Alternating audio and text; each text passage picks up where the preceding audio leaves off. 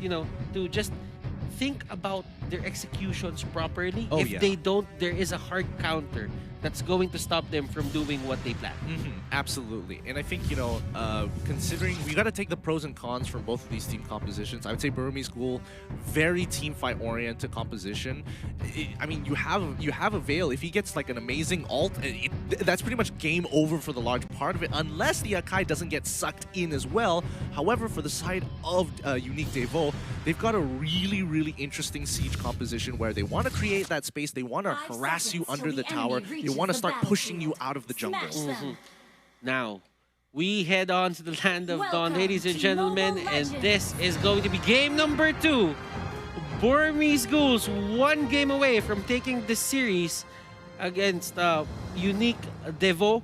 Unique Devo right now, they are trying to take this to a game number 3. They want us to go the distance. And they do not want to give a series with a 2-0 that easily, because this is the group stages, and the group stages require you to bring your A game so that you can get the upper bracket slot. Absolutely. So it looks like RubyDD has been sent down in towards that offlane against the Cho. Not too bad overall. Cho's not going to have the greatest of times until he hits level 4, and then he has some kill pressure. They also send D up inside offlane. That's fine. And maybe as well as Ace down. Oh, wait, no. They are going to send maybe as roaming around while they have both Veil as well as Ace just keeping track of that mid lane.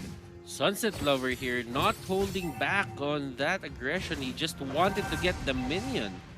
Now, maybe here, using the ejector to force everyone out of his, circle. No one wants to get ejected to the top turret. And nobody wants to get... It's always a feel-bad situation here, but, so far the game has been pretty okay, and immediately, once one shot hits that level 4, using that Mountain Shocker to get information on where the rest of the team is, and, oh boy, maybe getting pushed down to lethal damage, but he still is going to be alive. This is a more tame game than what we saw in number 1. And actually, onto the bottom lane, this is, for me, I would coin this as the movement battle, because the Cho and the Harith has a lot of dashes. So that means the dashes that you make right now could be the one that's going to punish you in the future.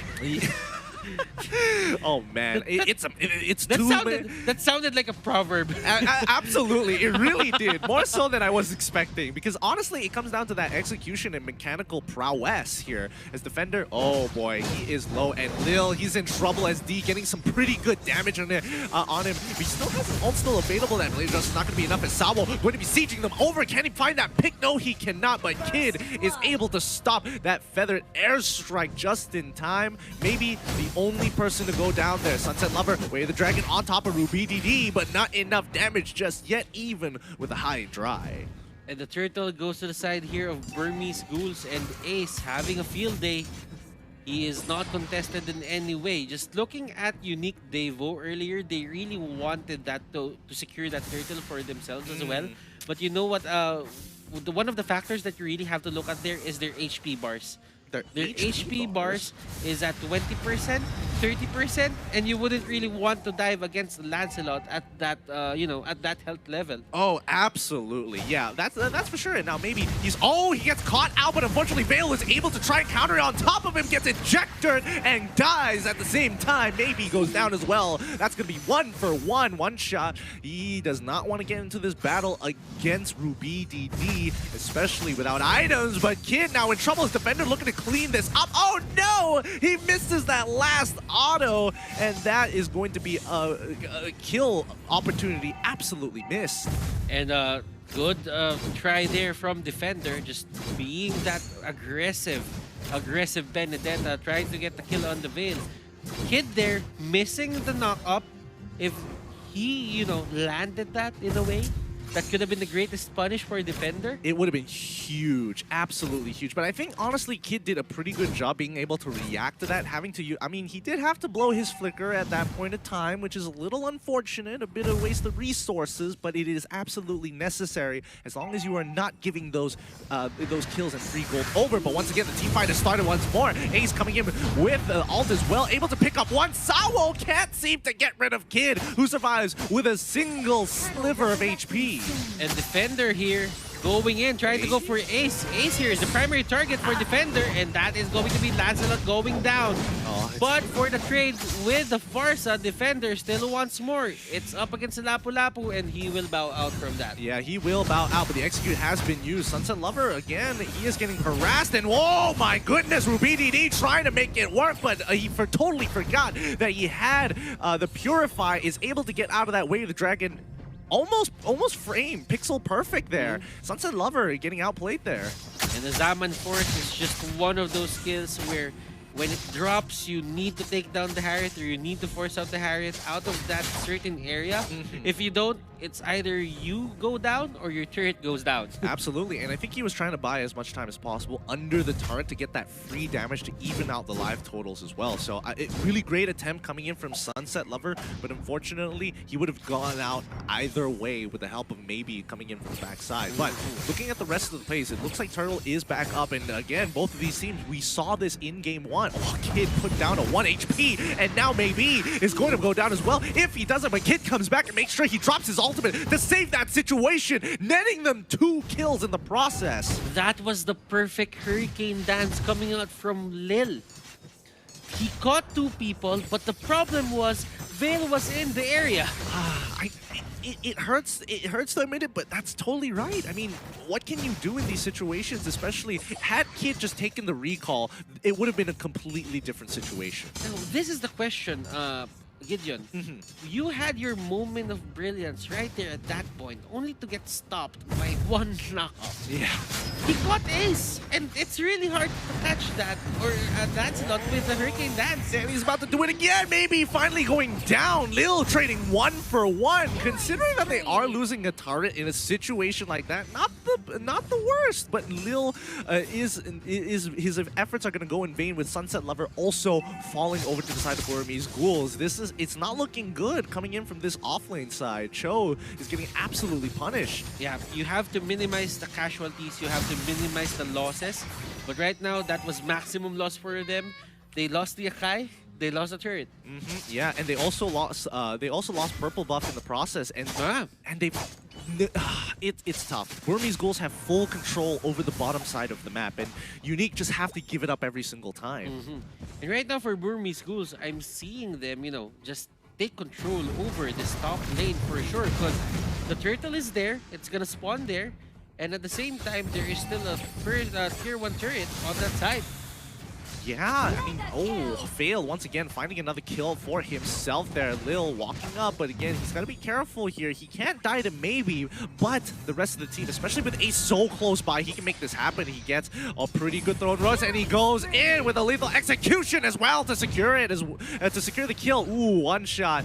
Doesn't go down. Mountain Shocker is going to be popped as D has been fighting Sunset Lover on the side this whole time. Rest of Burmese Ghouls rotating up to maybe catch Defender, but he is able to get out with the recall. And you usually don't see assassins go for the tank, but at that point on, the damage output from Ace was just way too much. He knew that he had it in him, went for the Phantom Execution, Puncture, and the Thorn Rose, and it was all that he needed.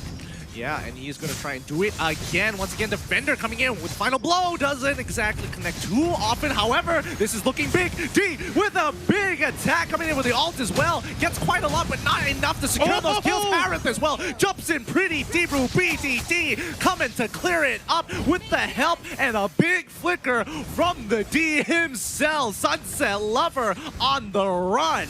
Did he catch 3 people with 1 synchro vision? I think that was it. He did. He caught 3 people, and then he was able to chunk out the 4th. All with a single health bar. He had a sliver of health. And you know what? The frames here coming out, ladies and gentlemen, for the side of Burmese Ghouls. They're using everything at maximum range. Did you see that Veil ultimate? It punished Sunset Lover at the very edge. It took him up, and the ultimate was dropped, and he got popped very bad there. And that let's look at the instant replay. Yeah, so this is right after the fight. I mean, it just caught him right at the edge. Yes. Benedetta, man, I'm pretty sure she already her eye for an eye was on cooldown, so there's no real counterplay to that. You know what? If you're a Benedetta, you should avoid these sensory overload moments when there's a lot of things happening in your area. Most likely, you would want to have a 1v1 so that the eye for an eye, you can time it perfectly. But when there's a lot of things happening, there's this thing that goes into your mind. Should I use it right now or should I save it for later? Exactly, you know? Again, as you mentioned, sensory overload. This game has a lot of ultimates that kind of just cover your screen as well. Yeah. So all of these things layering one on top of the other, once you max it out at 0.9 seconds, it's long, but it's not that long. That is true. That is true. Right now, Burmese Ghouls, it will be, you know, it's going to be time for them to knock on the doors here of the base of Unique Devo in just a bit. But I think for them, it's going to be the Lord, that first Lord, that's going to be their main priority right now. As of this moment, Burmese Ghouls, will they just go for this, and will they fight Unique Devo if they go near the area? I don't think so. They have just engineered the waves perfectly here. They are pushing at the same time. It's just giving a lot of information, because if Unique walk out of their base, the minions will spot them. They will have that information that they're making that move now. So Unique can't really do too much. They just clear the waves, let the Lord go on through. But Burmese Ghouls happy with their position, so happy. And Kid here, getting hit by defended airstrike a bit, it won't really matter, as it is the keep away game that Kid is doing. Like, do not do not go near the enemies, just try to control them from afar and try to see if Lil is controlling anyone on my team with the Hurricane Dance. So right now, Lapu Lapu D doesn't have any deaths on his belt. Well, not yet. Not yet. It can happen later. It could potentially happen. It could potentially happen.